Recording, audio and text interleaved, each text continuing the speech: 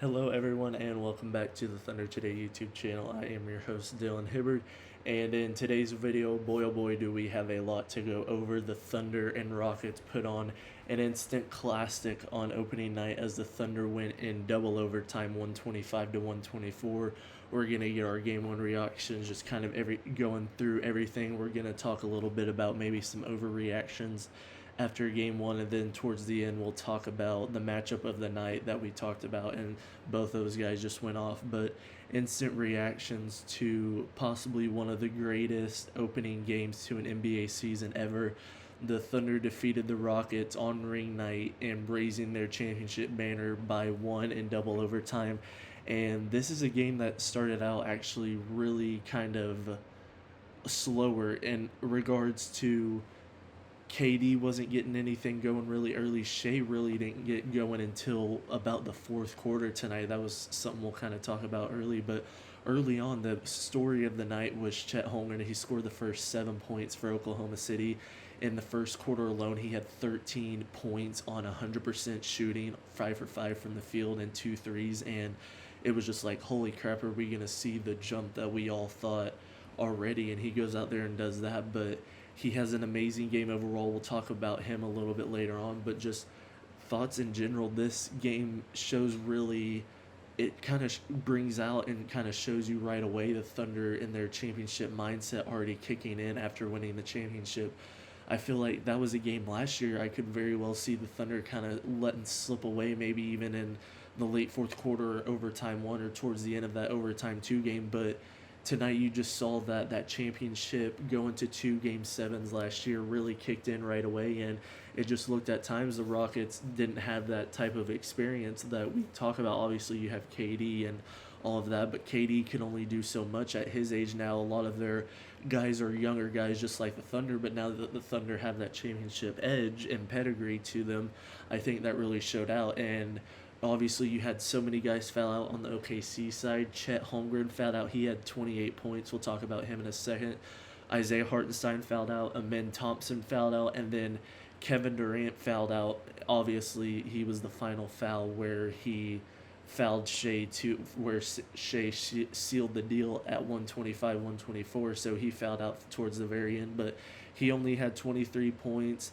Sengun is another guy we'll talk about here in a minute, just absolutely went berserk at 39. But Shea's starting off kind of slow, and he didn't really get it going until the fourth quarter. He only had 2 points, and I think 4 points in the first half. Really couldn't get anything going on that side of the ball. But once the fourth quarter came around, he started doing his thing, and then obviously it went to two overtime, so he had even more time to cook. Had 35 points, kind of what we expected, just not the way he kind of started off really slow. But that also helped that Chet Holmgren was out there and felt like he couldn't miss and all of that. But from some other things on the Thunder side of the ball, Lou Dort looked really bad. Unfortunately, shot 0 for 8 from 3. Not what you want to see at all. I think he shot 2 for 12 from the field overall. Just not a good offensive night. Obviously, you never expect him to have a great offensive night, but he's out there to shoot threes and make those as well. And to go 0 for 8 from there is not a good thing at all. But we'll kind of transition and talk about these next guys as part of the overreactions after game one. But we saw Aaron Wiggins go out there and put really good stuff up like we always do. Alex Caruso did his thing. Isaiah Hartenstein did their roles before Hartenstein fouled out. The guy of the night off the bench is AJ Mitchell. 16 points, looked really, really good out there. And he was a question mark coming into this game. Like, is he going to play at all with his injury and all that? He comes out there and just goes absolutely berserk, hits some threes, gets to the paint and draws contact. 16 points, looks really, really good. So my kind of overreaction is we could see AJ Mitchell become a really big part of this team this year, and we're going to see how they want to go. But after going out there scoring 16 on opening night, and those were a very important 16 with how this game turned out, that was really big stuff to see from AJ Mitchell. So kind of overreaction on his part is I think now he's kind of earned a lot of playing time, and the Thunder only they had Brooks Barnheiser out there for 2 minutes, really didn't do much at all. So it was mainly that rotation of Jay Will off the bench, Caruso, Wiggins, and AJ Mitchell. So the Thunder were running that 9-man rotation. Some other overreaction, the Thunder's three ball is still going to be an epitome to our side. They shot under 30%, just they could never get a stretch of threes going at a time where it felt like, okay, now you got to go to the three. The Rockets were playing zone and the Thunder were struggling because nobody could hit threes when you have Lou Dort go 0 for 8. And obviously that's going to get better once you bring Isaiah Joe back, and Jada's a good three-point shooter. But to go out there to shoot under 30% on an opening night, yeah, you got the W, but that's kind of an overreaction. Is like, if the Thunder do in turn not win this championship this year, I wouldn't be surprised if it's a stretch where the Thunder just absolutely can't hit a three during the game and they just lose themselves out because they're not hitting threes consistently. And then, kind of to wrap it up, we'll talk about the matchup of the night. And for me, the matchup is without a doubt Sengun versus Chet. And I talked about it on yesterday's video. I think this was the matchup going into it. Obviously, you knew the Shea Thompson, you knew what KD was going to do and all that, but it really came down to Sengun versus Chet. And whoever performed better would most likely come out with a W. Well, Sengun performed better, but it was just an all-time classic game. It goes to double overtimes and just a crazy game overall. Sengun has 39, 7, and 7, just a near 40 ball on opening night. It just felt like he was hitting threes, he was getting inside the paint and just going absolutely berserk. And he was just going insane. And then you have Chet, who was going toe for him in the first half. Chet wasn't missing a shot too, and it was like, okay, we're about to see a big man battle, and that's really what we saw. We saw Chet go out there. He had 28 points.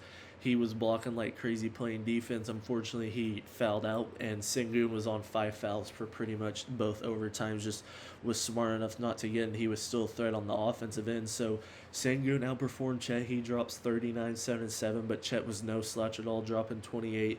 He very easily could have had right around that 35 mark, just like Shea, if he would have stayed in the game the whole time like Shea, because it was kind of once that point where Chet fouled out at like the beginning of the overtime, the first overtime, it was pretty much Shea having to do everything on his own. So I felt like if we were still able to have Chet out there, it would have been a whole lot better for the Thunder looking forward kind of in that first overtime, and possibly would have been able to wrap it up. But these two really showed out. These two are going to be going head-to-head for all-NBA selections at the center position. Will be going head-to-head for all-star selection. So both these guys really putting on a show on opening night, and it's going to be fun. We're seeing hopefully what we're going to see with Chet kind of take that next leap into an all-star selection, possible defensive or all-NBA team. So we'll see what he can continue to do. And this was just an amazing way to start off the season for the Thunder. Obviously, you start off 1-0. You go without J-Dub, Isaiah Joe, Kenrich Williams, Nikola Topic, and you're able to grind it out when you don't have J-Dub out there at all during the game. Chet and Isaiah Hartenstein fouls out, so Jay Will's having to play double overtime minutes and did really good guarding and slowing down Sengun and trying to get those rebounds. And we were able to grind it out, and it was just an amazing game overall. And then kind of just the last thing to wrap everything up, if you guys didn't see, the OKC rings are absolutely beautiful.